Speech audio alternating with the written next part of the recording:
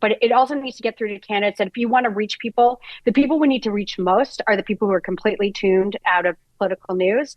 And how we do that is sort of getting out of our echo chamber, sort of getting out of the MSM and going to places that are maybe a little bit more uncomfortable, a little bit more non-traditional, and where there is a little bit of a screw up potential. But that's the sort of media that breaks through this these days because it seems less canned, less scripted, and less boring. Yeah, completely agree. You also said something that I think that I want to just harken back to because I think it was perfect. And you said that by not going on right-wing outlets, usually people say like we don't want to deplatform them, but you said that's a way to deplatform ourselves, and I think that's Yeah. exactly right because the fact is, as I mentioned before, they're already platformed, and not only are they platformed, but they've got millions of views, and not only do they have millions of views, but they've got more fucking views than we have on the left. So deplatforming, disabuse ourselves of this notion that we are platforming anybody by virtue of deigning to appear on these networks.